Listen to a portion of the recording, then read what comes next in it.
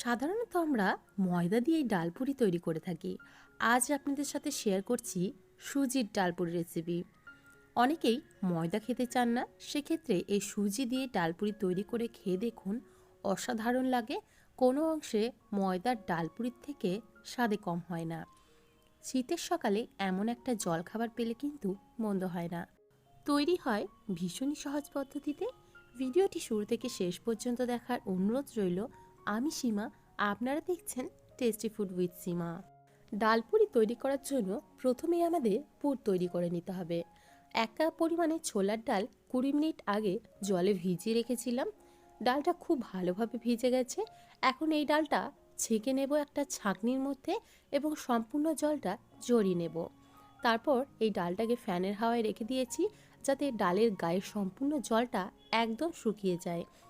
খুব ভালোভাবে ডালের গায়ের জলটা কিন্তু শুকিয়ে নিতে হবে, না হলে পুরটা ভালো হবে না।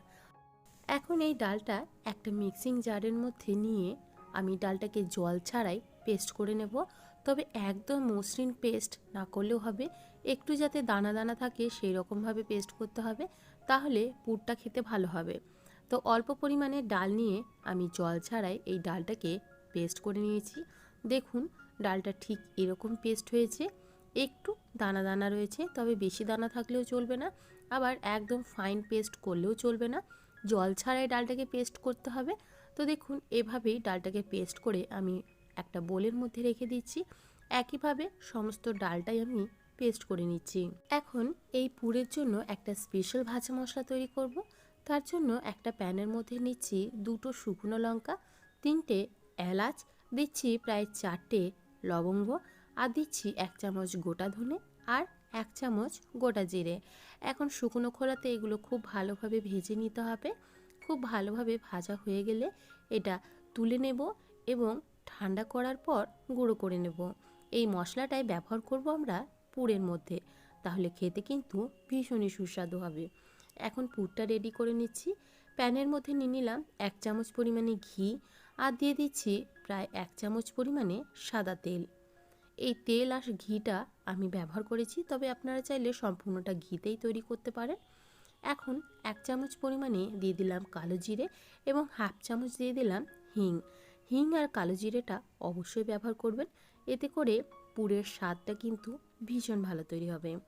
হিং কালো জিরেটা খুব ভালোভাবে তেলের মধ্যে একটু ভেজে নেওয়ার পর দিয়ে দিচ্ছি 1 চামচ আদা পেস্ট এবং দিচ্ছি 1 চামচ লঙ্কার পেস্ট। আপনারা ঝালটা অবশ্যই নিজেদের পছন্দ অনুযায়ী ব্যবহার করবেন। এখানে দিয়ে দিলাম অল্প একটু জল। জল দিয়ে মশলাটাকে খুব ভালোভাবে কষিয়ে নিতে হবে। মশলা কষানো হয়ে গেলে এর মধ্যে দিয়ে দিচ্ছি যে ডালের পেস্টটা আমরা তৈরি করে রেখেছিলাম, সেই ডালের পেস্টটা দেওয়ার পর মশলার সাথে খুব ভালোভাবে ভেজে নিতে হবে। প্রথম অবস্থায় ডালের পেস্টটা দিলে কিন্তু প্যানের মধ্যে আটকে যাবে, তবে এভাবে স্প্যাচুলার সাথে ছাড়িয়ে ছাড়িয়ে ডালের পেস্টটাকে খুব ভালোভাবে ভেজে নিতে হবে। যত ভাজা হবে ডালটা কিন্তু ততটাই ঝুরঝুরে তৈরি হবে।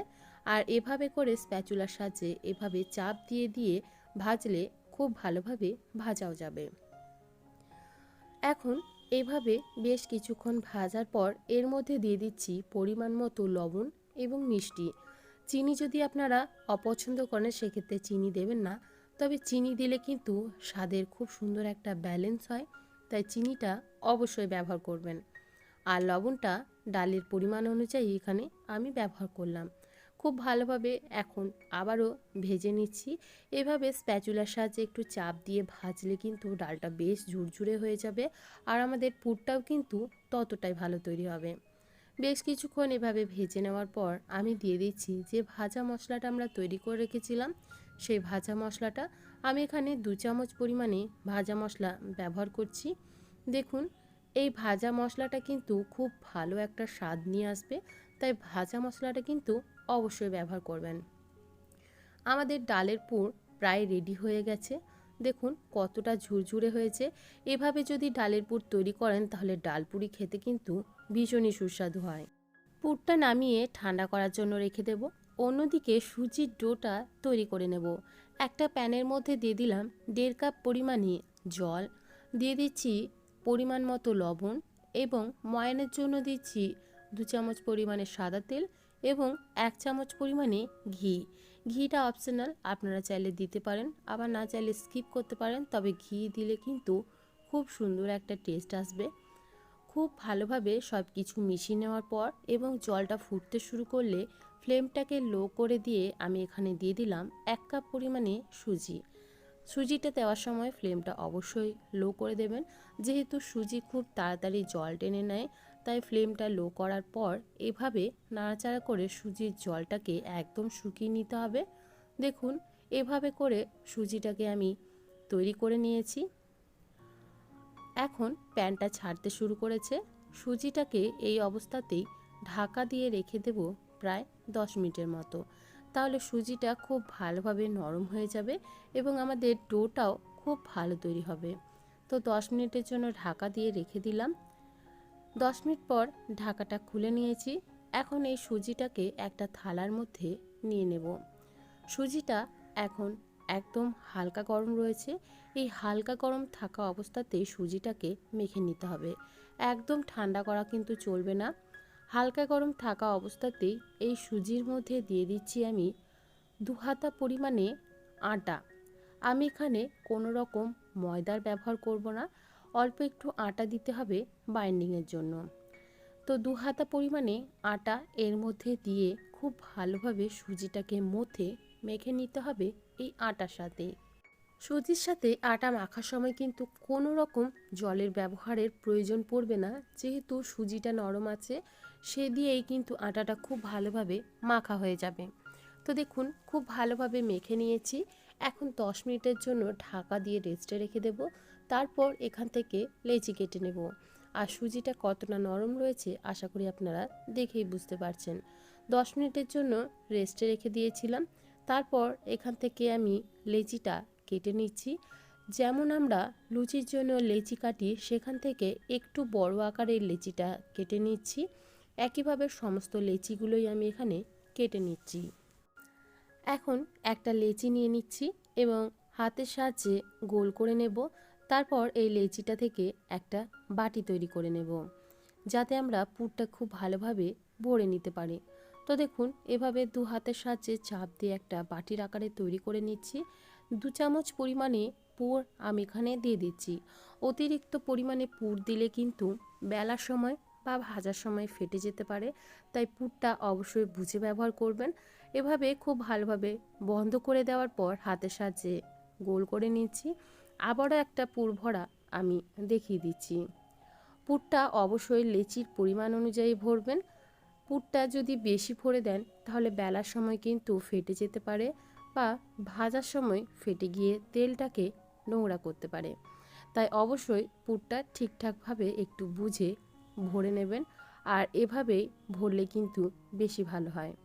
তো দেখুন, খুব ভালোভাবে আমি মুখটা বন্ধ করে দিলাম আর এভাবে হাতের সাহায্যে গোল করে নিচ্ছি। একইভাবে আমি সমস্ত পুর ভরে নেব। এখন একটা লেচি নিয়ে নিয়েছি, ওপর থেকে একটু আটা ছড়িয়ে নিলাম। যেহেতু সুজি, তাই তেল দিয়ে বেলা যাবে না, একটু আটা ছড়িয়ে বেলতে হবে। তবে অতিরিক্ত পরিমাণে আটা ব্যবহার করবেন না। দেখুন, একটা পুরি আমাদের তৈরি হয়ে গেছে, অন্যটাও একইভাবেই বেলে নিচ্ছি।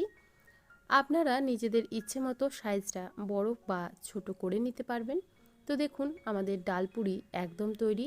এখন তেলের মধ্যে ছেড়ে আমি ভেজে নেব। তেলটা আগে থেকেই গরম হতে বসিয়েছিলাম। এভাবে ছান্তার সাহায্যে একটু চাপ দিয়ে এবং ছান্তা দিয়ে একটু তেল ওপরে ছড়িয়ে দিয়েই দেখুন ডালপুরিটা কত সুন্দরভাবে ফুলে উঠছে। আমাদের একটা ডালপুরি তৈরি হয়ে গেল। সুজি দিয়েও কিন্তু খুব সুন্দর ডালপুরি তৈরি হয়। একইভাবে আমি বাকি ডালপুরিগুলো ভেজে নেব। প্রত্যেকটা ডালপুরি কিন্তু একইভাবেই ফুলকো ফুলকোভাবে ফুলে উঠবে এবং একটু ওপর বাইরে বেরিয়ে যাবে না। এভাবে অবশ্যই বাড়িতে একবার ট্রাই করে দেখতে পারেন। আশা করি আপনাদেরও ভীষণ ভালো লাগবে। দেখুন, প্রত্যেকটা ডালপুরি কিন্তু খুব সুন্দরভাবে ফুলে উঠছে। ডালপুরি আমাদের তৈরি হয়ে গেল। গরম গরম ছোট আলুর দম দিয়ে খেতে কিন্তু অসাধারণ লাগে। তাছাড়া ছোলার ডাল দিয়েও আপনারা এটা পরিবেশন করতে পারবেন। এখন দেখিয়ে দিই ভেতরটা ঠিক কী রকম হয়েছে। দেখুন কতটা সুন্দর হয়েছে, আশা করি আপনারা দেখেই বুঝতে পারছেন। এখন ভেতরটাও দেখিয়ে দিচ্ছি। দেখুন ভেতরটা কতটা সুন্দর হয়েছে। পুরোপুরিভাবে পুরটা কিন্তু সম্পূর্ণ ডালপুরির মধ্যেই ছড়িয়ে আছে এবং একদম ঝরঝরে রয়েছে। আর একটুও পুর কিন্তু কোনো ডালপুরি থেকেই বেরিয়ে যায়নি। এভাবে অবশ্যই বাড়িতে একবার ট্রাই করে দেখবেন। ভালো লেগে থাকলে ভিডিওটিতে একটা লাইক করে দেবেন। আজকে এখানেই বিদায় জানাচ্ছি। আবারও হাজির হয়ে যাব নতুন কোনো রেসিপি নিয়ে। আমার চ্যানেলের নতুন বন্ধু হয়ে থাকলে চ্যানেলটিকে সাবস্ক্রাইব করে আমার পাশেই থাকুন। ভালো থাকবেন, সুস্থ থাকবেন এবং ভিডিওটি সম্পূর্ণ দেখার জন্য অসংখ্য ধন্যবাদ। বাই।